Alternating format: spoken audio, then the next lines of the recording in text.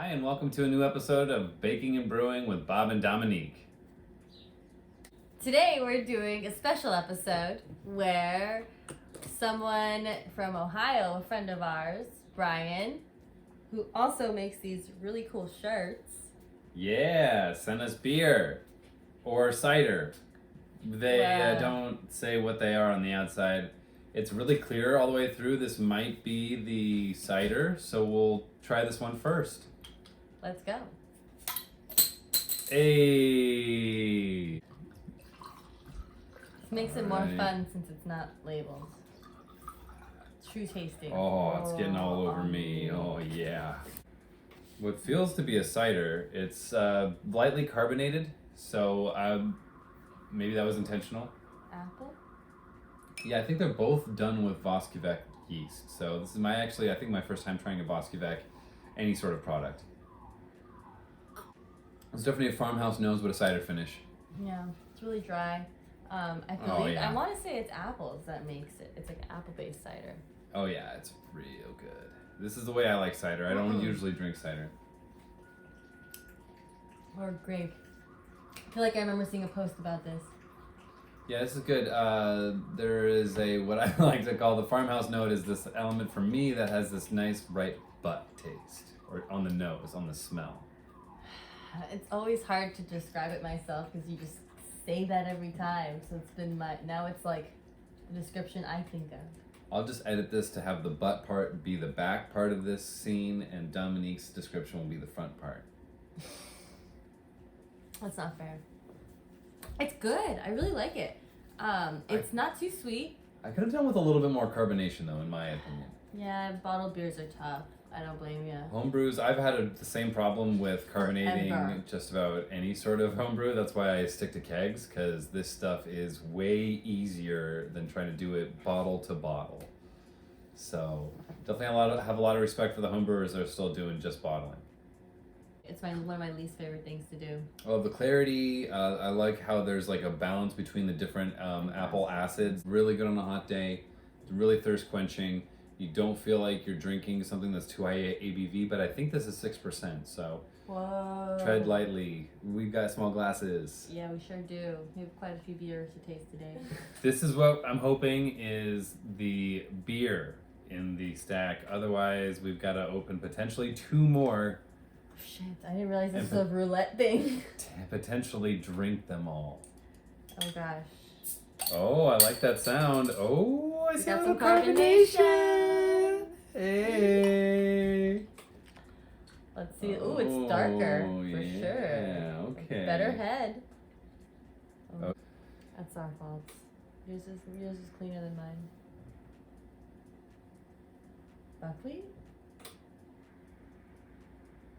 Or is that sorghum? One or the other.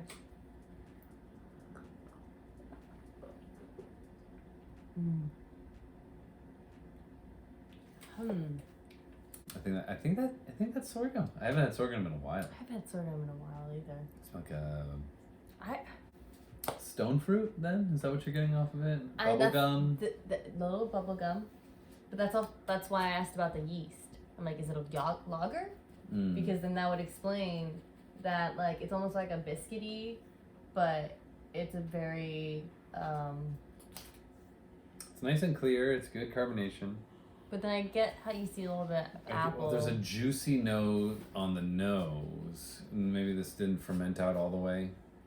I was expecting actually a more farmhouse note, and so that's why I'm really surprised that it's so fruity. Why farmhouse? Well, the cider was farmhousey, and that was with Voskivec. This is also with Voskivec. Still got that apple leaning on this nose. Yeah, well, it's like juicy, fruity, but like. Voskivec, is that what? But it also could be strawberry-like on the nose is too. that Bach yeast? It's actually a Norwegian-based yeast, I believe, or some sort of Scandinavian yeast, but it ferments at up to 90 degrees. I don't think this was fermented all the way at 90 degrees, so maybe that's why you're getting this cleaner note off of it. Maybe that's why we're not getting that full farmhouse. Yeah, that would explain it. Or this just could be a better carbonated cider, and this is what that cider tastes like, more carbonated. That is so hard to believe. Roulette. you know, we're sloppy. It's quarantine. Look at this quarantine insane. I would. Oh my gosh. I wish there were labels. It's driving me crazy. Hoping that it's warmed up a little bit, and then I can try it right like this. I'm just gonna hold. Here, foam, beautiful. Looks like a lager. Smells a little fruity. I would call that an acetaldehyde. I wonder if this yeast is known for having an acetaldehyde component. Because unless there is sorghum in here, when sometimes I get apple off of sorghum. But I'm not getting a metallic note that I usually get from sorghum. The warmer it is, better. It is pretty dry too. Actually, think about it, like at this temperature, that sweetness is not as poignant as it was at the colder temperature. That maltiness is actually like balanced. I would still say it leans sweet, however. Good beer, very interesting. A lot of notes, good carbonation, good head retention. Yeah, I like this one more than the cider for sure. It gives me a lot to think about. Yeah, very layered.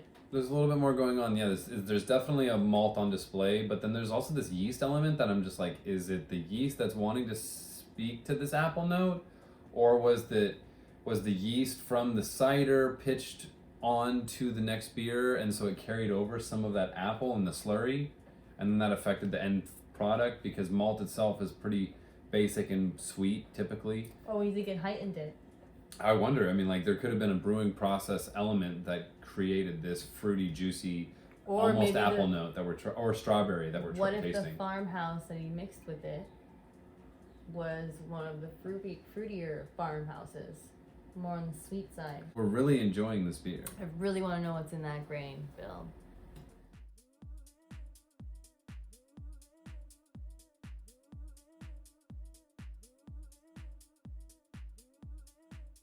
Drink number 3. Cheers. This one's a fun one. Rhubarb Saison. Didn't know what to expect, but expected the worst and got pretty much the best thing we could have ever got from rhubarb. It's great. It really doesn't taste like you typically taste rhubarb. We didn't really add any sugar to it. Nope. We just cooked it down, so you really get that earthy element. But there's also this pineapple-y vibe. It's very pineapple-y, just as much of pineapple as sweet and tart. That's what this is too. It's super balanced. It's just perfect in the middle. It's changing over time. I've seen it like mature. The base Saison was super clean, so there really isn't much funk, if you will. It's not like a sour pitch lacto fermented Saison. It's just your standard 3711 that we've had for now the last couple of years, that we just keep repitching, and it keeps making great beer. It really is a hearty yeast, we found out. And it's found its way into much other beers.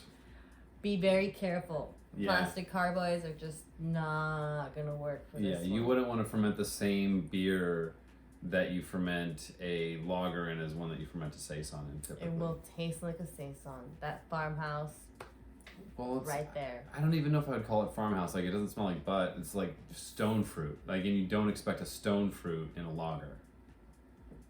It usually smells like farmhouse to me. This is not so much.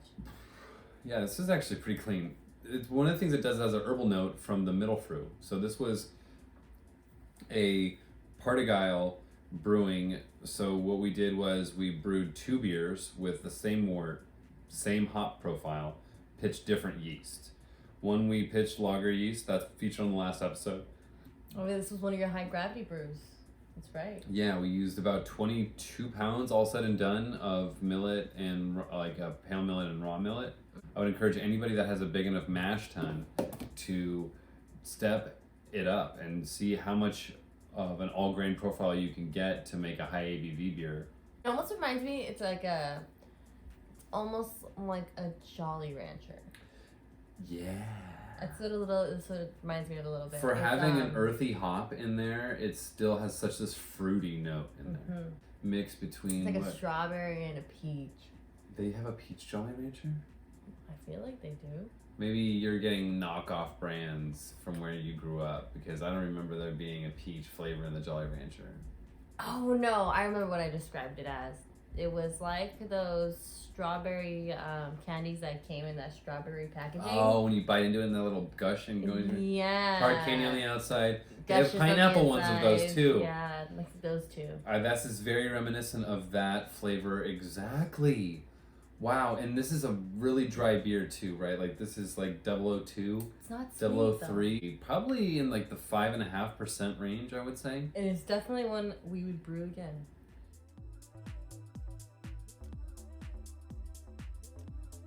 All right, beer number 4. Hey, Belgian. This is Domonic's Belgian Stout. Came out great.